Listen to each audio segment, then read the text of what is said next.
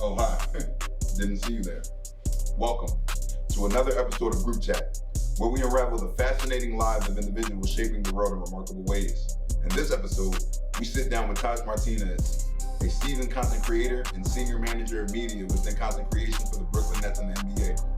But Taj's journey goes beyond the glitz of the NBA. It's a story of evolution, family roots in the arts, and the dynamic balancing act of life on the road in New York City. Taj, a longtime friend and content genius, takes us through his unexpected path from a mobile X-ray billing department technician to the heart of the NBA media. Join me, your host, Aquacious Addy, as we dive into the world of Taj, capturing the essence of his experiences in a unique blend of art, sports, and family that defines his life. Welcome to Group Chat. Welcome to Group Chat, the show that dives deep into the extraordinary lives of everyday individuals, making a remarkable impact on the world.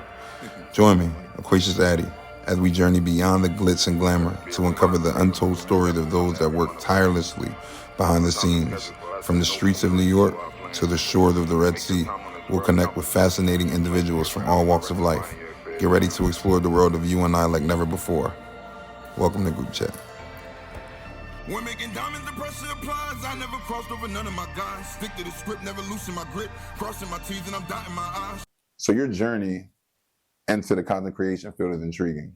Can you walk us through your earlier steps in your professional life? Like what shifted you, what guided you into this unexpected change into content creation? So before diving into the NBA media, I had started off as I'll go into as an intern at CBS Sports. I did that in 2011, I believe. And I was basically just like a small time, I wouldn't say small time, but like production assistant. Yeah. And so I was helping out in various projects and just getting sort of like my feet wet with like how production works, especially in the sports world. Okay. After that, I had graduated and went back to Maryland, and I had got a job at a mobile X-ray company. I was just gonna get in there, like how you get to the mobile X-ray, but yeah. So it's funny, like mobile X-ray company. It was called Mobile X, and I was in billing. So I would basically cold call folks to pay the bills, you know. And you know, I was there for about a year. You know, just a sort of like minimum wage job. Yeah. And then I had an opportunity. My aunt was at the NBA at the time. NBA Entertainment is the official title in Secaucus, New Jersey. And she, you know, basically was telling me if I have any interest so that's kind of in the sports world. Yeah. So family played a significant role in shaping one's path. How did your family and background values influence your decisions to explore content creation? You know, were there specific moments that you can think of from family members or loved ones that nudged you into that direction? I would say I think my family is just a creative family overall. Okay. But I think from my father, he was heavy in like the production world, entertainment purposely, specifically. And he actually put me on my first sort of production job while I was in college. And it was basically like working music festivals. And some big time music festivals is what got me into it. Yeah. Moving from Maryland to the bustling city of New York, that's a significant transition. Considering your roots in a nature-centric environment, how did that move impact you? You know, how did it impact your lifestyle, both personally and professionally? Were there particular challenges that you faced? Absolutely, 1,000%. Many challenges I faced. Just like you said, coming from Maryland, small town, lots of nature, slow paced. Yeah. Coming to New York is a complete 180. And for many of those who know me is that I'm not a big fan of New York, but I've been here for about a decade now. Yeah. And so just the challenges that I faced was just adjusting to the lifestyle here. Yeah. always being on the go and, trying to acclimate myself to, I had a car at the time. So it's like, you'll get a ticket for the most random reasons. Like as soon as you walk out the door, like you're spending money. So do you think if someone wanted to work in the field professionally, as far as content creation goes, if that's something that they should almost look forward to is having to relocate, It depends on where where the market is. The New York market is, as in everything, is the top of the class, cream of the crop, right, if I would say. Yeah. And so basically, like with that, all of like the major sports are here. We got baseball, we got basketball, we got hockey, and we all know like those professional teams and whatnot. So, having to relocate, if someone is willing, I suggest that they look within their own current market wherever they're living. Yeah. But I would just say also that major metropolitan areas will have like sporting opportunities. Okay. Yeah. You have a family deeply rooted in arts. How did this background influence your approach to content creation in the sports industry? Can you share instances where your artistic sensibilities played a crucial role in shaping the narrative of an NBA game? Yeah, so, knowing that I come from like an artistic background, I try to approach, when it comes to shooting, differently than what I would think others would do. And it's angling the shots in a different way. It's not mainly focusing on like game action. It's sort of just like, getting in tight and showing the expression and the emotion of certain players, whether it be they're excited or maybe they're sad, that it's a tough loss or something like that. That's hard. Yeah. That's hard. Yeah.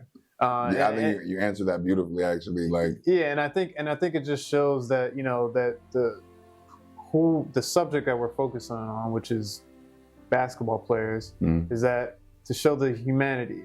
Yeah. And knowing that they're not just guys dribbling the ball and doing these fantastic athletic things. It's also knowing that they're human, that they just played a back-to-back, that they just traveled 6 hours and slept maybe 3.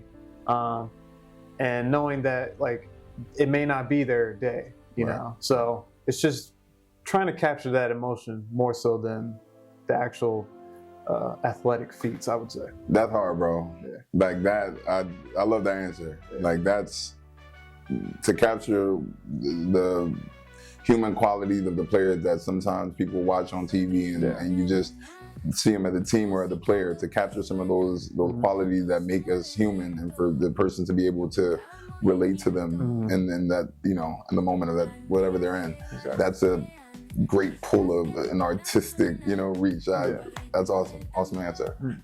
Let's get to it. So you've worked on music festivals and live music on the road. How did these diverse experiences contribute to your growth as a content creator? And were there specific challenges or moments on the road that significantly impacted your creative perspective? Yeah, so when I started out in like music festivals, I was pretty green, as they would say, like new. Okay. And trying to just understand like the ins and outs of just being on the road, how not necessarily with the skill asset, but just like how I should carry myself, knowing that there is a certain hierarchy. Right. I can't come in there and stepping on toes. Right. I'm the green. Right. I gotta be a student, and I gotta pay my dues as well. So like anything else in life. Like anything else in life, yeah. Exactly. Yeah, sure. And so challenges, I would say, is just in the traveling aspect, is just getting used to just being on the road and not being home. Used to just being out. And knowing that an 8-hour day can turn into 12 or 14 hours. Yeah. I can tell you instances where I've been up a total of 32 hours. Yeah. and didn't get any sleep due to the craziness of the road. So they on the road like you're on the road. Absolutely. Yeah. So now this is the question that I feel people will zero in on, and that's balancing a committed relationship while being frequently on the road. And that's a challenge that many can relate to. How do you manage a healthy family life while having a demanding career?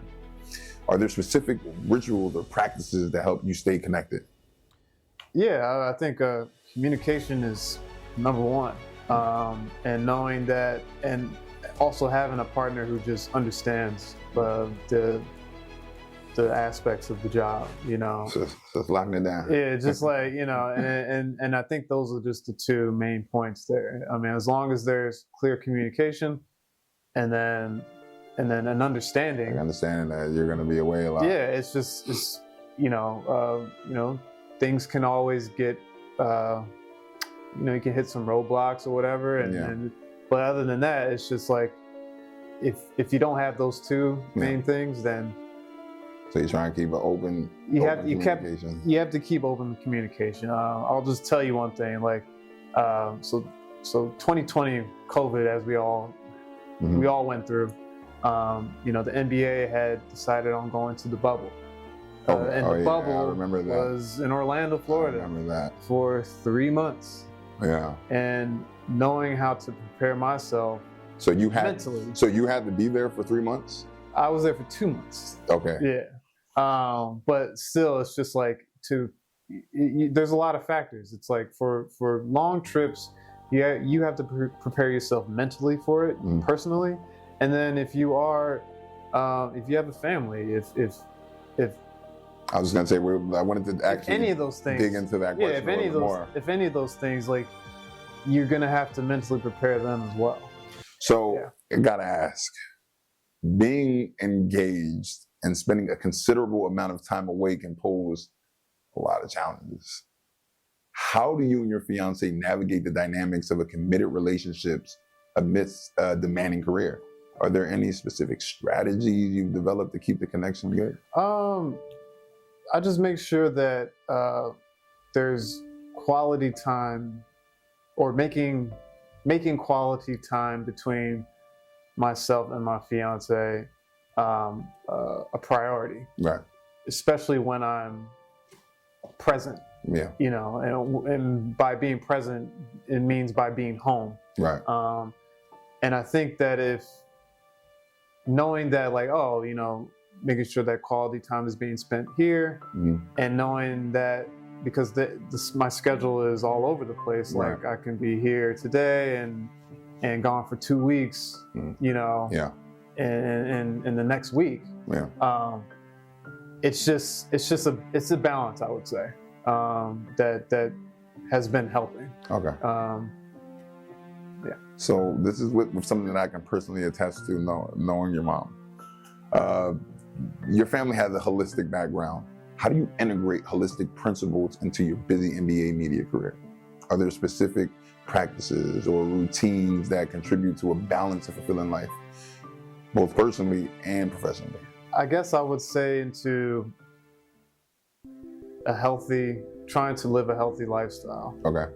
While being on the road or being in this business, because like for those, but like the players that are on the road, it's like you're on the road too. Yeah. So it's, you know. So for those, you know, who are in the business or who are interested in being in the business, it's like, you know, it's trying, if you're lacking sleep, which you probably will. Yeah.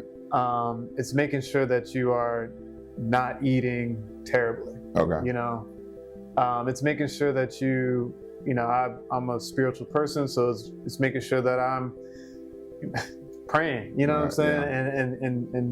And building on that spiritual, or just keep feeding that spirit. Okay. Because, you know, there will be times where you get burnt out. Yeah. And the day may be a slog to get through. Right. So what are you gonna fall back on? Right. You know? And as a holistic part of it, I think that's a good practice. Diving into the creative realm of this, right? Can you share a specific example where your creative decisions significantly enhanced the storytelling of a game that you remember? How do you balance the creativity with the need of accuracy? So it's like you have your creative side, but you have to be accurate. Is there a representation in your role that puts one over the other or binds them together? I guess I would say that, like, when I'm trying to capture the emotion of the players and the humanity of the players, I don't necessarily. It's contributing. It's just contributing to the picture, the production process. So if I'm on the field shooting like photos or video, and let's just say photos, it just adds flavor to the social profile, because like that's why we're here. That's why we're in business. It's to capitalize on the social media profiles of these brands, right? And it can't just simply be a linear sort of just game highlights or stuff like that. It's like, let's just say I take about 100 photos, 100 good photos, and those photos are used not just for that night. They're used actually throughout the week. Okay. Telling different stories, and let's just say, for instance, our star player like Mikal Bridges, like he goes off for 40 points or so. Right. They may use that photo of him, like a good, like, yes, that type of stuff, like, and use that in a post to just amplify that stat. Okay. Nice. And so, yeah. That's looking forward. Are there any specific projects or initiatives in the content creation? This is mainly about content creation. I know it's a big realm of what you do, but we're zeroing on the content creation. Is there one that you aspire to work on? And how do you envision the future of sports media evolving? And what role do you see Taj Martinez playing in that? I just want to use like my art, I would just say, and whether that be in my personal life or in my job, in my career, to connect people. Yeah. And to be like, oh, like this is a Taj Martinez piece. This is a Taj Martinez photo. Nice. Like there are individuals in the business who have a reputation, and they've been in there for 25, 30 plus years.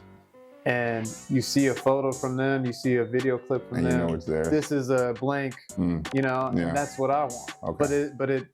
But more so. But I want more. I want more so where it's just like, this is actually something that's super meaningful. This is something that connects people. What I mean, like a beyond the sports world. Beyond the sports world. Like a Basquiat. Content creator. You know what I'm saying? Like just a straight creator. Okay. And a name, a household name, stuff like that. So that's where I see myself to be, bigger than sports. Very well. So, yeah. As we conclude, let's reflect on a pivotal moment in your journey that defined your path in the field that you're in. What are the key takeaways from your experiences, and how have they shaped the creator that you are today? Key takeaway experiences is always be willing to be a student in the game. Do not have an ego. Doesn't matter how good you are. Sturdy. And I think that because, let's just say that, like, I've been in the sports field in media, sports media field, for 10 years. Okay. And I'm still learning. Yeah. And I'm still looking at my coworkers who are amazing at what they do. And I'm just like, I want to get like you. Yeah. I want to put this, I want to shoot this like how you shoot it. I want to cut this like how you cut it. You actually, you're going into my next question, which is awesome. So I was going to say, you got into this a little bit, but let's take a moment to acknowledge influences. Are there any specific individuals or mentors you like to express gratitude or just a bit of recognition to? First and foremost, shout out to God. Yeah, absolutely. And shout out to my parents. Yeah. And my brother especially. My brother is I would say, the person that I'm influenced by a lot. Just because I think that he found and my brother's name is Julian Elijah Martinez, fantastic actor, writer, artist. But he's just like, he found his thing. Yeah. And I've seen his work personally. He's found his he's found his thing, and good. he's basically just excelled at it, you know. Yeah. And I think with anybody, that's what you want. Yeah. It doesn't matter what it is. It's just like if you find something to excel at, or you find something that you love, I would say something that you love, then you're gonna just keep pushing for it. You're gonna keep going for it. You're gonna excel at it once you keep practicing at it. And so, knowing that I see that in him, you know, I want the same sort of drive and that same sort of fire that he has. And then also shout out to, like, you know, all the people that I worked with throughout the past 10 years. I mean, there's a lot of them. But you know, especially my current team now, it's just like extremely talented individuals who I'm lucky to work with. So So in closing, do you have any advice for aspiring creators that want to break into the industry, or they're working hard at it every day? You know, creators are being made with the boom of Instagram, TikTok, and all the other social media platforms. You have creators from the most broadest of backgrounds. Do you have any advice for them? My advice for people who are interested in the sports media field and also content creation is to develop that social profile. And by social profile, you know, Instagram, TikTok, Facebook, you know, even X now. It's very important. It's basically your online resume, and with the click of a button, or a tap of a phone screen. There's been many times, like even at my job, where, you know, the director will be asking for freelance photographers and videographers and editors, and I know a few, and I would pull them up on my phone and send them the link, and those individuals got jobs from it, got opportunities. Oh wow! Because their work was spoken for. Great piece of advice, and I'm going to take the notes. Yeah. So I just think that developing that social profile, don't be afraid. You know, don't be timid. You know what I mean? Put your work out there. Put yourself out there. It's very important.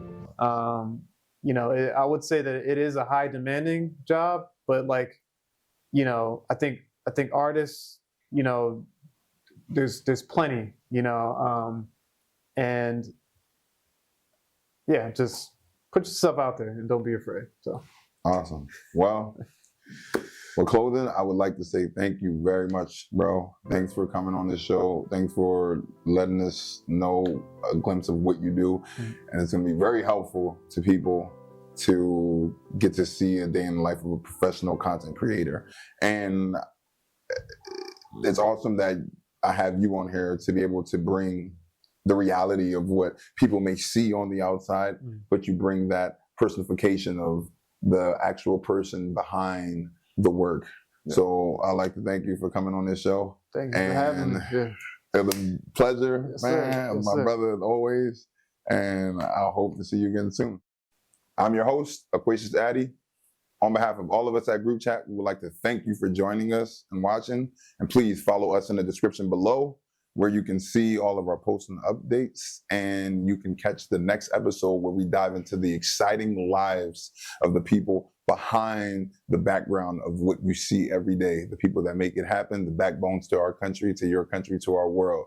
Peace and blessings, and see you on the next episode.